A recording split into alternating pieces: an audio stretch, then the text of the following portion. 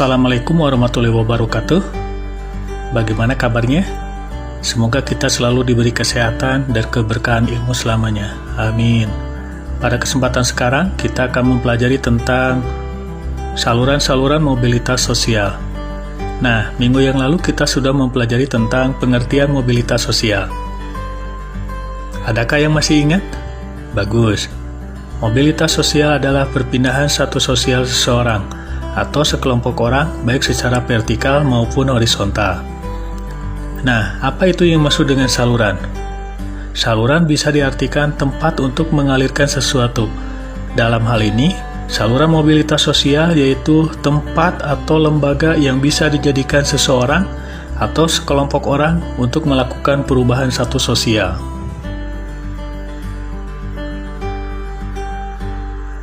Ada beberapa saluran mobilitas sosial, di antaranya adalah 1.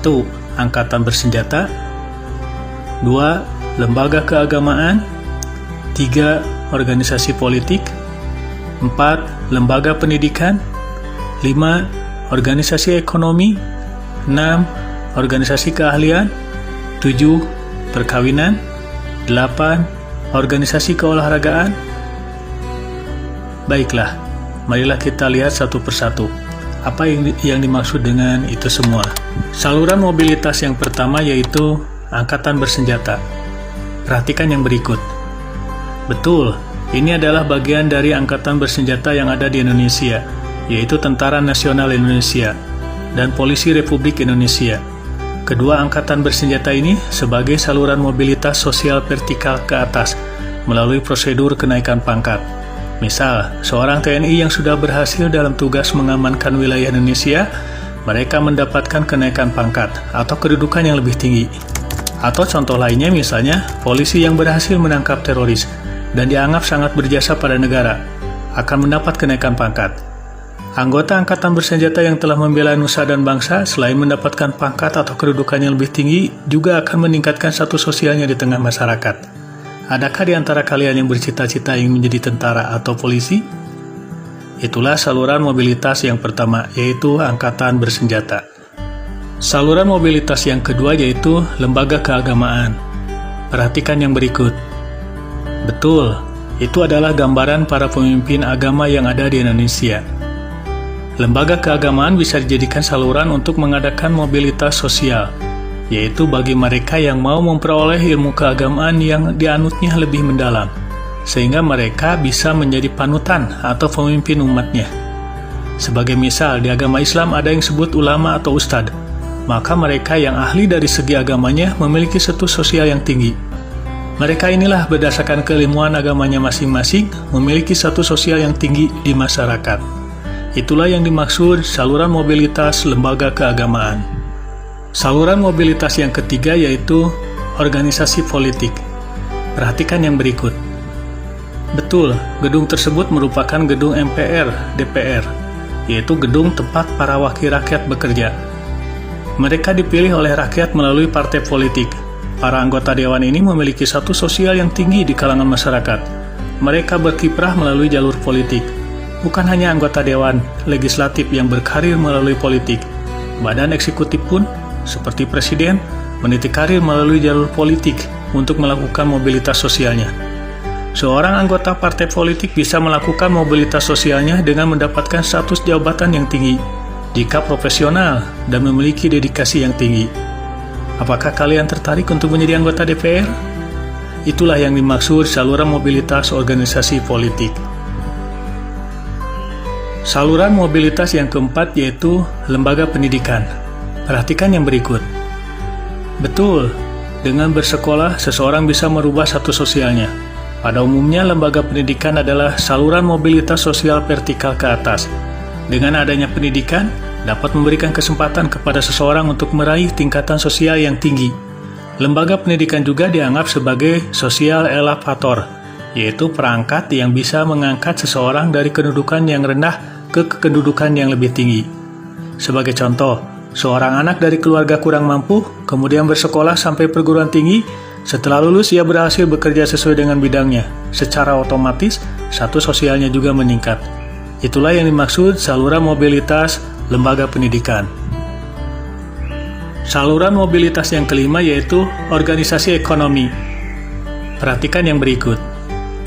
Betul, itu merupakan di antara lembaga ekonomi yang ada di Indonesia, yaitu BUMN atau Badan Usaha Milik Negara dan Koperasi. Kedua lembaga ekonomi ini selalu bertujuan untuk meningkatkan pendapatan seseorang atau pendapatan anggotanya. Semakin besar prestasi yang didapat dalam sebuah lembaga ekonomi, semakin besar pula jabatan dan pendapatan yang dimiliki, sehingga bertambah kekayaannya dan meningkatlah status sosial di masyarakat. Itulah yang dimaksud saluran mobilitas lembaga ekonomi. Saluran mobilitas yang keenam yaitu organisasi keahlian atau profesi. Perhatikan yang berikut. Betul, setiap individu memiliki keahlian masing-masing. Ada yang ahli di bidang kesehatan atau dokter, bidang pembangunan atau insinyur, bidang kesenian seperti penyanyi, bidang pendidikan seperti guru, dan yang lainnya. Masing-masing profesi itu memiliki organisasi yang dapat dijadikan saluran mobilitas, seperti IDI, yaitu Ikatan Dokter Indonesia, PGRI, yaitu Persatuan Guru Republik Indonesia, PAPI, Persatuan Artis Film Indonesia, dan yang lain-lainnya. Mengapa organisasi profesi bisa menjadi saluran mobilitas sosial? Karena dengan organisasi profesi yang anggotanya orang-orang yang memiliki profesi yang sama, maka akan muncul kekompakan dan kebersamaan yang kuat dalam memperjuangkan profesinya. Misal, PGRI selain memperjuangkan pendidikan di Indonesia, juga memperjuangkan kesejahteraan para gurunya. Kalau gurunya sejahtera, maka status sosialnya akan lebih tinggi di masyarakat. Itulah yang dimaksud saluran mobilitas organisasi keahlian atau profesi. Saluran mobilitas yang ketujuh yaitu perkawinan. Perhatikan yang berikut. Ya, perkawinan juga bisa menjadi saluran mobilitas sosial. Dengan melakukan perkawinan, bisa membuat seseorang memiliki status sosial yang tinggi. Misal, seseorang yang menikah dengan pasangannya yang berstatus terpandang di masyarakat, secara langsung dia akan dihormati dan naik status sosialnya akibat adanya pengaruh dari pandangan masyarakat terhadap pasangannya. Itulah yang dimaksud saluran mobilitas perkawinan. Saluran mobilitas yang ke-8 yaitu organisasi keolahragaan. Perhatikan yang berikut. Betul, siapa yang tidak kenal dengan mereka? Pasti banyak orang yang mengenalnya. Mereka para olahragawan yang sukses. Dengan organisasi keolahragaan, seseorang akan dapat meningkatkan nilai status sosialnya ke jenjang yang lebih tinggi karena sebuah prestasi hasil kerja kerasnya, sehingga memiliki status sosial yang tinggi di masyarakat. Ada yang ahli dalam bidang olahraga sepak bola, bulu tangkis, catur, renang, basket, dan yang lainnya.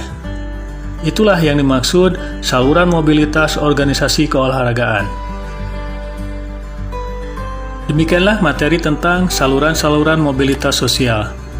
Di antara makna pelajaran hari ini yaitu banyak cara atau jalan untuk merubah status sosial seseorang, tapi tetap harus ada usaha dan kerja keras. Tidak cukup dengan diam dan mengharap dari orang lain. Demikianlah materi ini. Ketemu lagi pada pertemuan berikutnya dalam materi tentang dampak mobilitas sosial. Semoga bermanfaat bagi kita semua. Amin. Jangan lupa terus berdoa dan belajar. Assalamualaikum warahmatullahi wabarakatuh.